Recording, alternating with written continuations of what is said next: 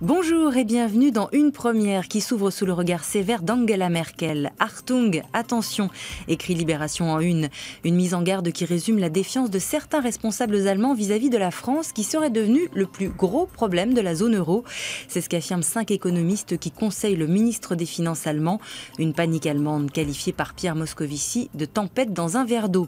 Une tempête qui ne gronde pas qu'en Allemagne. Les Échos préviennent, Hollande doit s'expliquer sur les réformes que son gouvernement veut engager.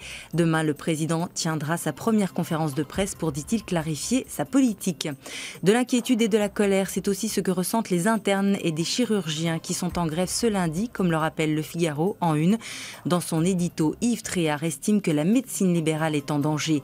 L'accord sur les dépassements d'honoraires est très mal passé, comme le rappelle en page intérieure aujourd'hui en France Le Parisien. Les médecins estiment toujours que leurs actes ne sont pas assez payés. La coupe est pleine, avoue un chirurgien de 67 ans. Autre malaise à la une de 20 minutes, celui des maires qui connaissent de vraies difficultés financières pour boucler leur budget. La grève de la faim entamée par le maire de Sevran vient rappeler à quel point la crise touche de plein fouet les communes pauvres. L'actualité de ce lundi, c'est aussi le début de la semaine pour l'emploi des handicapés. Métro rappelle que le nouveau gouvernement a déjà renforcé le cadre législatif et prévoit des mesures pour améliorer le cadre urbain. Mais les personnes handicapées se méfient, échaudées par le manque d'actes concrets du précédent gouvernement. Apparemment plus léger, vous pourrez lire dans Libération l'histoire de cet adultère qui a fait tomber le directeur de la CIA.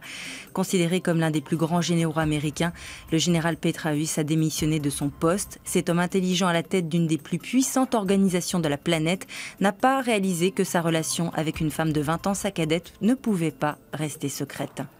Comme en écho à cette histoire, La Croix veut nous parler d'amour et du grand mystère de cette énergie sans laquelle notre planète serait tout simplement invivable, écrit Guillaume Goubert dans son édito.